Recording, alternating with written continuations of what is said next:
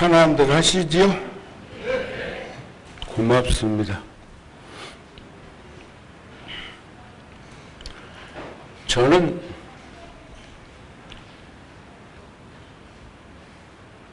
(73년도에)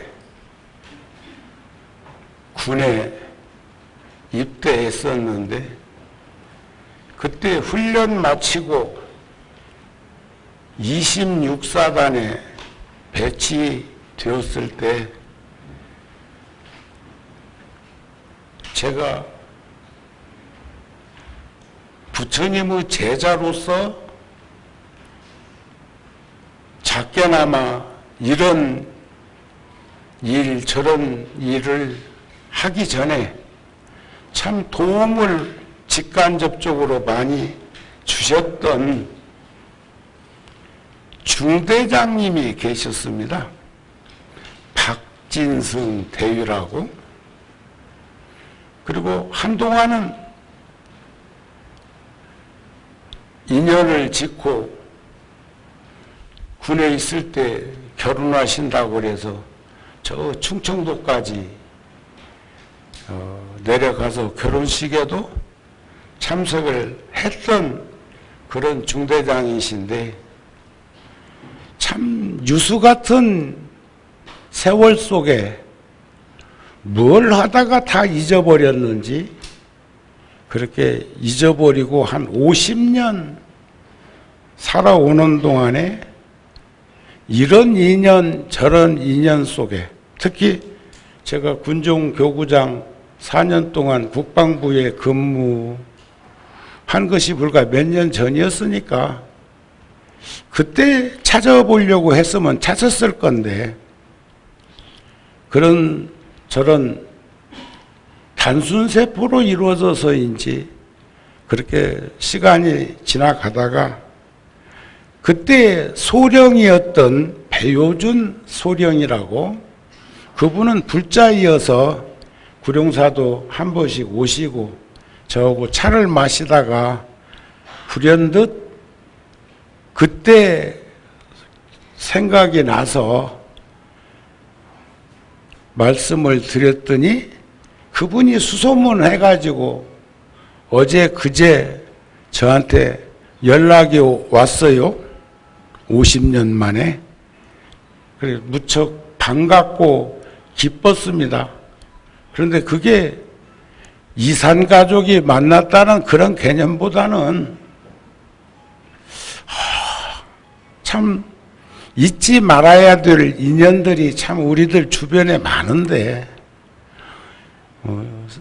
스님이었던 저 같은 경우는 더 기억할 수 있는 환경이 많이 배어있고 노출되어 있을 텐데 그렇게 잊어버리고 살 수도 있구나, 그리고 그렇게 빨리 시간이 지나가 버릴 수도 있었구나 하는 마음이 들어져서 제가 8월 초순쯤 다음 달 초하루 법회 끝내놓고는 마침 또 우리 저 보명사가 있는 연수고에 인천에 사신다고 하니까 한번 가서 뵈려고 그런 마음을 가지게 됩니다.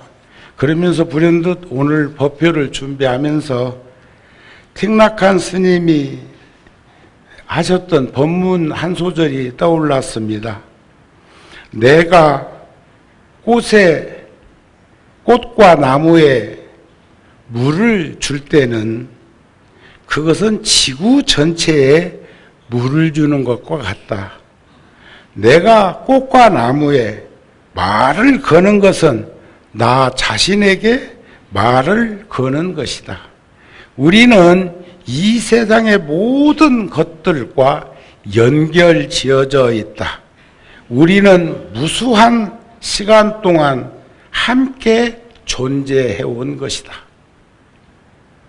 그러면서도 우리는 그것이 이내 소멸되어 버리고 잊혀져 버리고 또 마치 망각이라고 하는 것을 선정산매에 들었던 것처럼 생각하면서 수십 년의 세월이 금방 지나가 버렸다고 그렇게 생각할지는 모르겠지만 우리는 그런 것들을 앞으로 남은 시간에는 좀 더 살피면서 살아갔으면 좋지 않을까 하는 마음이 들어서 오늘 이와 같은 모두의 말씀을 드립니다.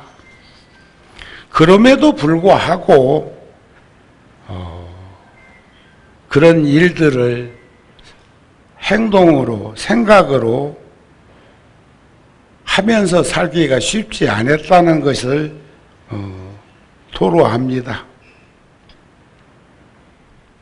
우리는 궁극적으로는 우리들의 진지한 삶의 실천과 수행정진을 통해서만 이해할 수도 있고 이해될 수도 있는 것이 바로 불교의 특색임을 알았으면 좋겠고 부처님의 가르침이 그런 것이라는 것을 우리는 내면에서 깊숙이 받아들였으면 좋겠다.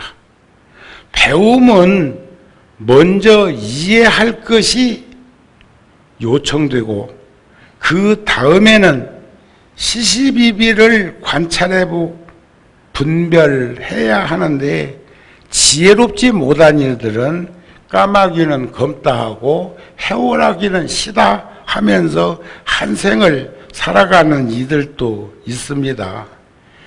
법구경에도 차라리 조금 배워 도리를 이해할지언정 많이 배우기만 하고 그 도리를 이해하지 못함은 그런 인생은 다시 지금부터라도 반조해 봐야 될 일이 아닐까 싶은 그런 마음입니다. 능엄경에 보면 그런 말씀이 있죠. 맑고 깨끗한 마음이 어둡고 침침한 허공과 만나서 부딪히고 요동치고 흔들리다가 바람 기운 생기고 마찰력에 불 기운 생기고 젖은 것은 물 기운이 되고 굳은 것은 흙 기운이 되었다. 그래서 4대 5은 지수화풍이 본래 있었던 건 아니었지만 무시무종한 자리에서 맑고 깨끗한 마음과 어둡고 침침한 허공이 만나서 부딪히고 요동치다가 세상이 생겼다. 이렇게 이제 얘기를 하는데 부처님 제세 시에 부처님이 젊은 시절에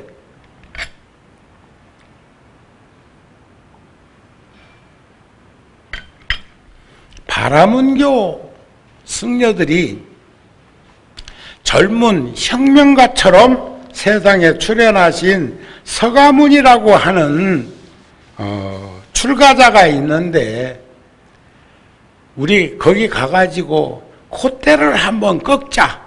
우리도 다 나름대로는 한 쪼를 하는 사람들이니까 그래서 엄선된 젊은 층으로 500명을 그 당시에 엄선해가지고 부처님이 계신 도량으로 와가지고 젊은 시절입니다. 와가지고 부처님께 일체 존재란 일체 이 세상에 두두물물 모든 것들은 어떻게 해서 생긴 것입니까? 지금 과학자들이 대다수가 말하는 것은 창조신은 인정하지 않습니다. 과학자들은 진화론을 얘기하고 있고 수수천만 년을 진화하는 과정 속에서 지금도 끊임없이 진화한다는 얘기를 하고 있는 것이 현재의 과학계의 지론입니다. 그런데 이제 그 창조주를 얘기하는 바라문 승려들이 서가모니 부처님께 와서 일체 존재란 창조주가 창조한 것이냐 안 한 것이냐 하고 이제 반론을 지금 피는 겁니다. 부처님께서 창조주는 있기도 하고 없기도 하다. 창조시는 있기도 하고 없기도 하다. 불교는 무신론입니다. 창조서를 인정하지 않습니다. 유심, 오직 마음 작용에 의해서 삼라만상이 조금 전에 말씀드린 것처럼 맑고 깨끗한 마음이 어둡고 침침한 허공과 만나서 부딪히고 요동치고 흔들리다가 지수화풍이 생겼다고 지금 얘기를 했는데, 그들은 그걸 인정하지 않고 지금 대드는 겁니다. 그때 부처님께서는 그러면 누구는 있고 누구는 없다고 양비론적으로 얘기를 하는가 하고 반문하니까, 살아있는 이는 있고 죽은 이는 없다. 그렇다면 나는 어디로부터 왔는가? 나. 이제 여러분들도 이제 그 전에 말이요. 그 전에 제가 40대 초에 어느 날 후원에 공양을 내려갔더니 몇몇 불자들이 케이크를 7단짜리를 식당에다 놓고 누구 생일이라고 그렇게 하는데, 내가 앉을 자리에는 막 상다리가 부러질 만큼 차려놨는데, 주변을 보니까 불자들은 평소에 법회날 하는 공양보다는 좀 나아지만 도저히 비교가 돼가지고 거기에 앉을 수가 없었어요. 그리고 굉장히 내가 부끄러워졌어. 그러나 이제 그 후에 한 10년은 제가 신발을 치워놓고도 그날은 밖에 나간 것처럼 행동한 적도 있어요. 그 아마 일반 불자들은 잘 모르는 일일 거예요. 그날이 정우스님 생일이라네. 아세요? 뭐 달라고 지금 내가 알려주는 거 아니라니까. 오늘은 제가 공양금을 사중에다가 200만 원 내놨어요. 오늘 3제 공양은 정우 스님이 냈다니까?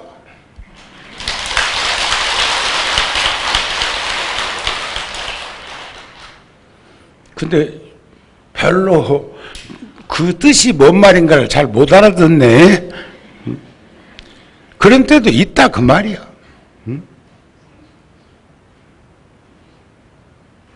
그러는데 제가 오늘 가사가 달라졌지요.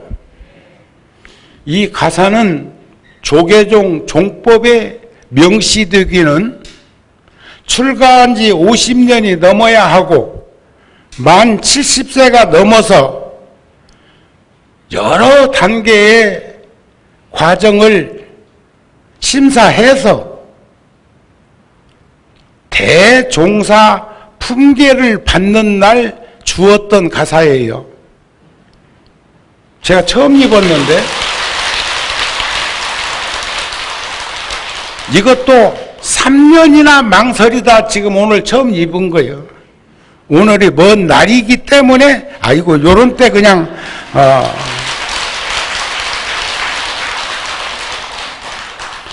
법적으로는 이 가사는 대종사 품계를 받은 사람만 입을 수 있는데, 가끔 텔레비전에 보면은 한 40, 50된 스님들이 요거 떡 걸치고 나왔는데, 예? 꼴값들 돼? 안 어울려.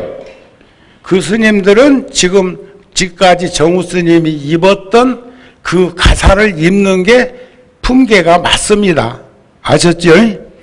그런데 제가 오늘 이 가사를 입고 이 앞에다가 훈장을 하나 이렇게 더 붙인 건 조계다웅에서 준 거예요. 이제 그러니까 나이가 많아지면 가사도 무겁고 그렇다 그 말인가. 하여튼 그래요. 그래서 부처님께 묻습니다. 사람은 그러면 어떻게 해서 생겼습니까? 제가 능엄경에서는 아까 맑고 깨끗한 마음과 어둡고 침침한 허공의 만남 속에서 이루어졌다고 그랬고, 지금도 실질적으로는 경전에 보면 세상은 분진으로 이루어졌다 그래. 분진.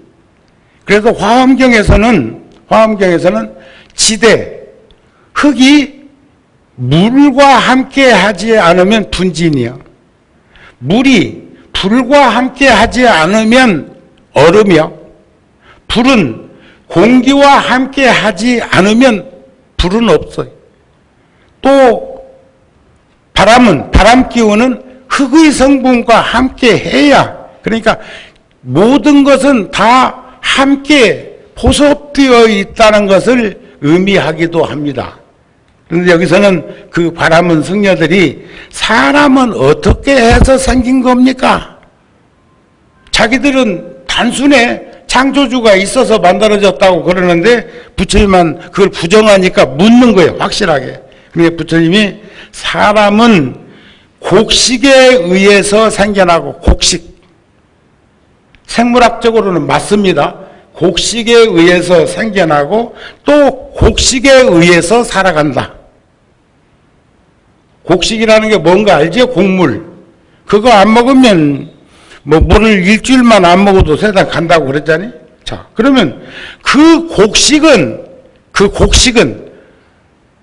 어디서 생겨난 겁니까? 곡식이라고 하는 것은. 그건 우리가 일상적으로 보면 지금 구룡사는 금년에 제천 운주암 불교마을에서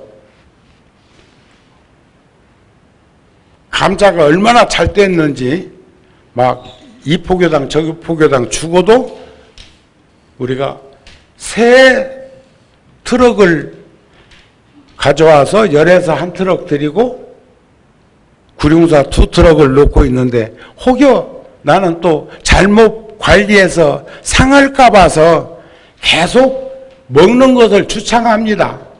불자들 많이 오실 때, 그래, 많이 해가지고 이렇게 같이 나눠서 먹는 거, 그거 중요하다고 생각을 하고 있는데, 여러분들도 그런 생각이시죠? 그런데 벌써 고추 딸 때가 다 됐다고. 그리고 감자 캔 그 자리에는 가을 배추 심어야 한다고.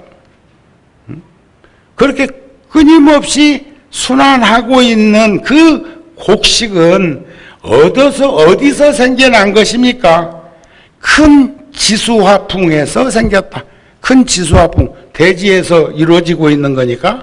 그렇다면 그 지수화풍은 어디서 생겼습니까? 지수화풍은. 그 지금 지구가 존재하고 있는 그것은 어디서 생겼습니까?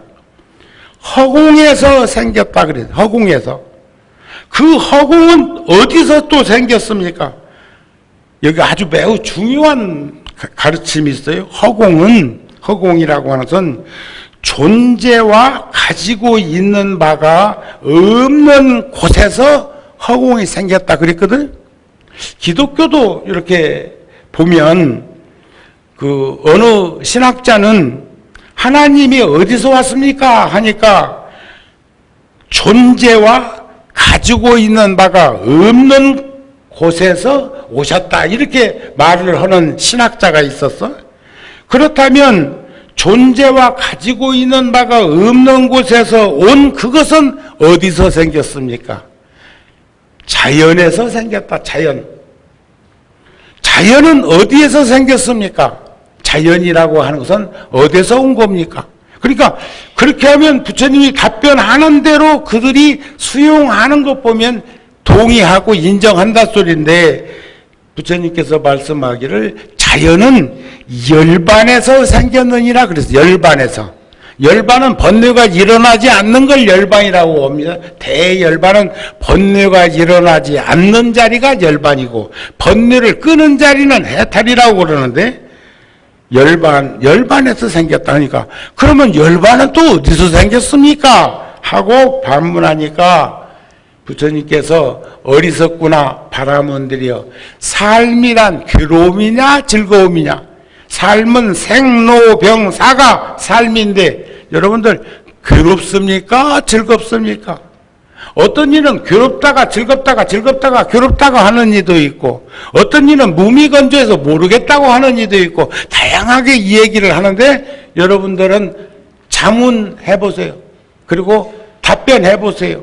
삶이란 괴로움인가 즐거움인가? 살 만큼 살아본 일은 알아. 괴롭다는 거. 괴롭죠? 자, 여러분들은 대단하네.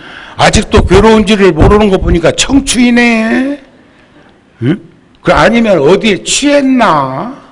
어디에 도취됐어? 괴롭습니다.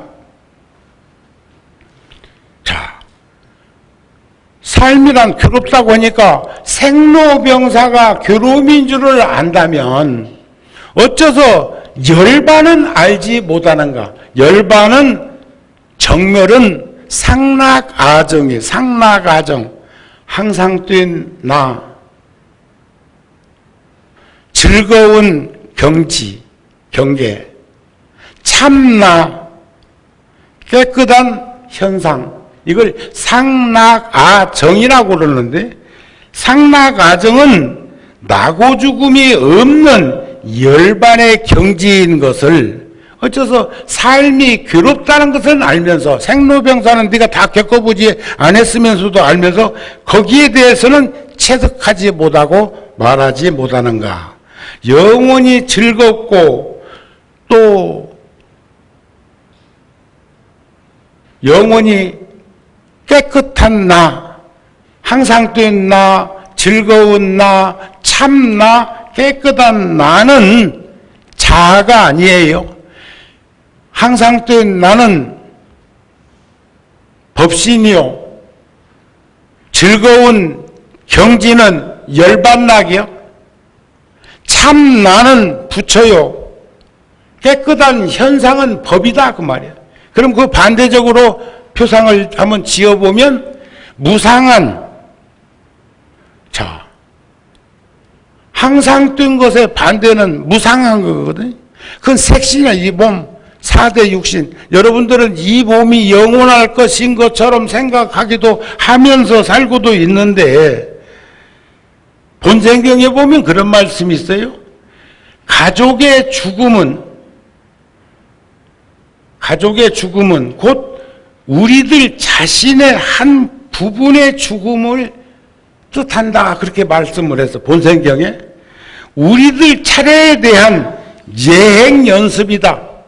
오늘 또 구룡사에 열심히 나오시던 보살님의 처사님은 몇 년 동안 뇌출혈로 쓰러져서 고생하시다가 돌아가셨는데 언니가 또 어저께 세상을 떠났는데 시댁 식구는 쪼르르르르르르 줄줄이 다 그쪽 동네야.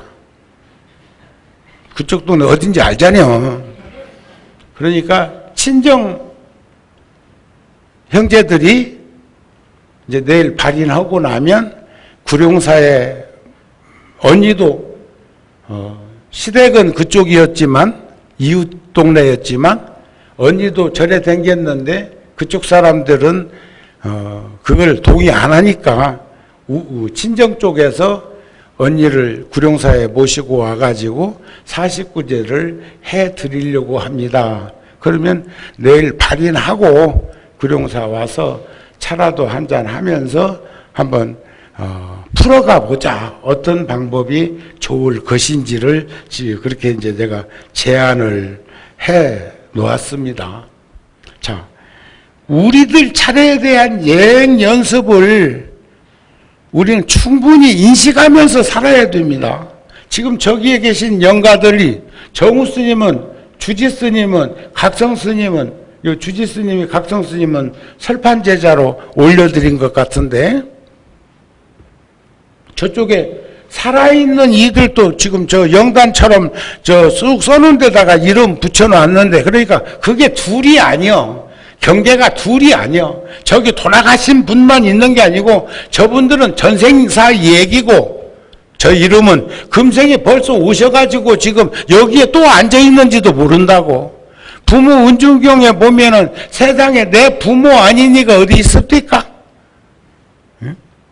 생전에는 현상으로 보면 남자 여자를 구분할 수가 있고 또 더 겉으로는 저 사람이 남자인지 여자인지 구분도 안 되는 사람들도 더러는 길거리에서 만난 적이 있는데 여러분들도 그거 이해는 하시지요? 알고는 계시지요? 그런데 부처님께서는 부모 은중경에서 남자의 그러니까 풍장을 했던 곳에 가서 산더미처럼 쌓여있는 그 뼈를 보면서 아란에게 말씀하시잖아요. 굵고 크고 신뼈는 남성의 뼈요. 가늘고 검고 가벼운 뼈는 여자의 뼈다. 그러니까 아란이 또 반문하잖아요. 생전에는 남자 여자가 구분이 되지만 어떻게 저 뼈를 보고도 그렇게 알 수가 있습니까? 하니까 남자는 그 부처님 당시에는 주로 남성들이 부처님 제자가 된 사람이 많았던 모양이지. 법문을 들어가지고 그래도 그 업장이 많이 소멸됐다는 그런 쪼가 아니었을까. 여성은 애 하나를 낳으면 석섬 8마리인가? 젖을 먹이고 뭐 그런 거 등등등으로 해가지고 뼈가 가늘 수밖에 없고 뼈가 시커멀 수밖에 없고 뼈가 가벼울 수밖에 없다는 말씀을 하는 걸 우리가 볼 수 있었으면 좋겠습니다. 그래서 현재의 삶에 대한 반성이 필요하고 불확실한 인생의 과정이지만은 그 죽음은 틀림없는 인생살이의 매듭으로 지어지는 것을 알았으면 좋겠다. 그러니까 남의 죽음을 그냥 남의 죽음으로 치부하지 말고 그 죽음 자체가 곧 나 한 부분의 죽음으로 생각을 해봐라. 열반경에서 부처님이 그러셨잖아요. 부모에게서 받은 이 몸은 생로병사를 겪는 것은 당연한 일이다 이게요. 그것을 죽음으로 알지 말라고 한 연유를 우리가 살펴서 볼 수 있었으면 좋겠다. 그런 말씀입니다. 그래서 우리는 출발점은 곡식으로부터 출발해가지고 우리가 이렇게 세상을 곡식에 의해서 살아가고 있으면서 이것을 지키고 있고 수십 년 동안을 함께 하고 있지만 어느 날인가는 또 돌아가야 될 자리가 지수화풍의 자리임을 우리가 알면서 살았으면 좋겠다. 그래서 업이라고 하는 것은 어떤 사람은 팔자소관으로 이렇게 매도하거나 그렇게 치부하는 하는 사람도 있는데 운명처럼 미리 정해져 있는 것이 아니라는 것을 업이라고 하는 것은 우리는 충분히 업은 사주팔자라고도 하는데 그 사주팔자는 정해져 있는 것이 아니고 다만 자작자수 자업자득 자승자박한 경계 속에서 그것을 그냥 수레바퀴 도는 것처럼 그렇게 받아들이면서 살 것이 아니라 그 업은 창조하고 변화하는 우리들의 능력에 있다는 것을 살폈으면 좋겠어요. 그래서 선인 선과 악인 악과인 것처럼 우리가 얼마든지 우리가 변화시킬 수 있는 또 그 다음에 업력 중생을 원력 보살로 화연시킬 수 있는 힘과 능력과 역량이 우리들에게 있다는 것을 살펴볼 수 있다면 여러분들은 먼저 가신 저 영가도 충분히 어느 경계에서 삶을 살고 계시고 있다는 것을 알 수 있지 않겠느냐 하는 말씀을 전하고 싶어서 이런 말씀을 드린 겁니다. 아시겠습니까? 그래서 어떻게 행동하고 왜 그렇게 행동해야 하는 것인가를 우리 자신이 들여다보고 내관사유하면서 결정하면서 살아갈 수 있는 우리들이 되었으면 좋겠고 유유상종이라고 그러는데 설마 우리하고 그 좋은 인연으로 맺어진 부모 형제 처자 권속이 아직도 구천에 떠들고 있다고는 난 생각하지 않습니다. 그리고 우리가 잘 산다는 얘기는 그분들도 잘 살았다는 말씀이 될 거라는 것을 우리는 믿고 인식을 했으면 좋겠습니다. 그래서 미래 세상은 내 손에 달려 있는 거예요. 내 행동에 달려 있는 거예요. 신구의 삼업을 밝히고 하면 모든 업은 그게 그냥 피조물이 그냥 그렇게 지탱되고 그렇게 굴러가는 것이 아니라 내 스스로가 창조적인 그런 상태에서 그런 업을 변화시킬 수 있다는 그런 확신을 가지고 세상을 살아가면 얼마나 좋을까 하는 마음을 전합니다. 우리는 누군가를 위해서 무엇인가를 해줄 수 있는 기회가 언제나 충분히 남아 있다고 생각하면서 사는 수가 많습니다.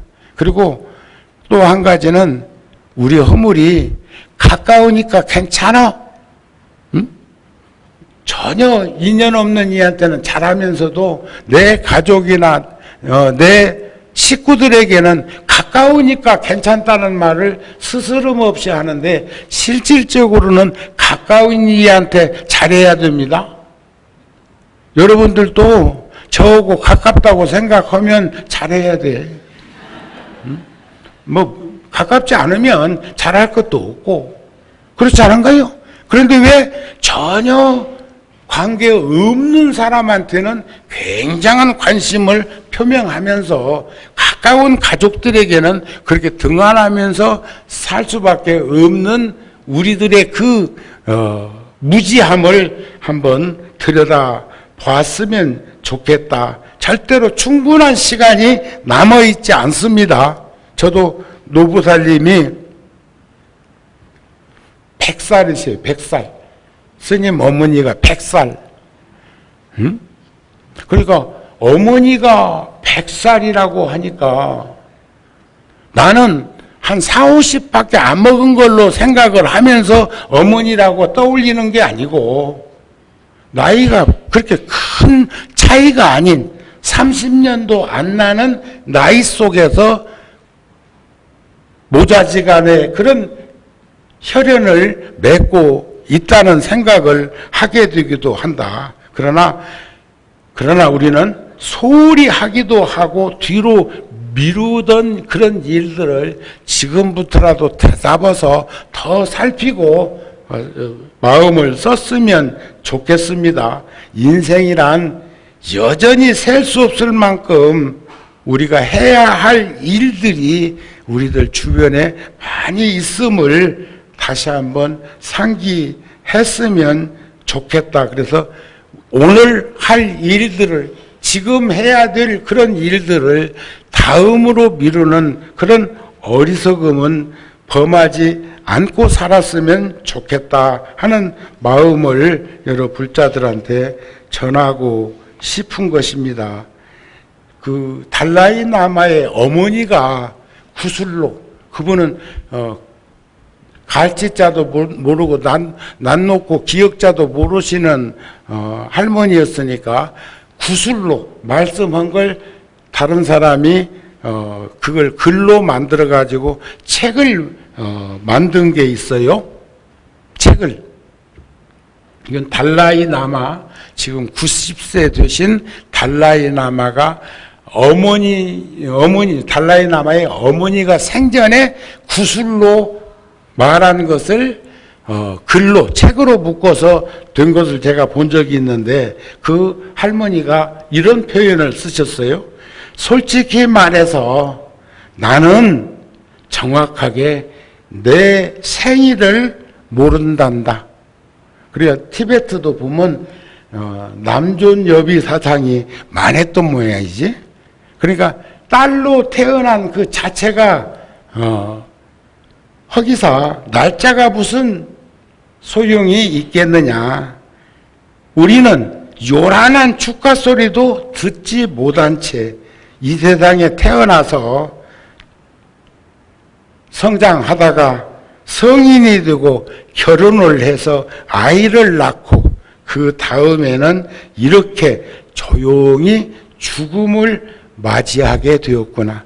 나는 내 생일이 언젠지도 모른다. 지금도 생일 모르는 이, 나이 정확하게 모르는 이도 이 텔레비전 같은 데서 보다 보면 덜어 있을 때다.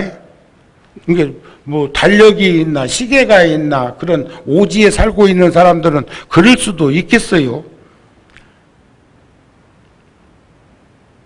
그런 과정이 어쩌면 자연스럽다고 믿지 않느냐. 그게 티베트에도 여성들이 보편적으로 가지고 있는 생각으로 살펴보면은, 아, 이 나라나 저 나라나 그렇게 어려움을 겪었던 이들, 그리고 나이나 생일이 그렇게 중요하지 않다는 그런 속에서 살다가 한 생을 마감하는 이들 있는데, 그래도 우리는 여기 계신 분들, 저 식구들 생일도 알지만 나이도 알고 다 그런 것은 다 숙지하고 계시지요? 그런데 잘해드립시다. 잘해드려. 내 것은 잊어버리더라도 잘해드렸으면 좋겠어요. 그래서 제가 오늘 이진우라고 하는 시인이 쓴 글을 하나 들려드리고 또 삼재 모셔야 되니까 마치도록 하겠습니다. 시가 좋은 시예요. 바람을 보았지요 하는 시인데, 언젠가 산길을 걷다가 바람을 본 적이 있습니다. 하지만 바람 그 자체로서 그 바람을 본 것은 아니었습니다. 길섭에 우뚝 선 나뭇잎이 살랑대거나 목이 긴 원추리가 흔들거리는 것을 통해서 비로소 바람을 보았던 것이지요. 땀으로 젖은 내 살갗에 바람이 닿았을 때 이윽고 그가 바람이 되었듯이 사람 또한 다르지 않았습니다. 나 이외의 또 다른 사람이 있어야만 그제야 나의 모습이 보이는 것이겠죠. 여러분들이 계심으로 정우 스님이 있는 거죠. 스님이 85년도에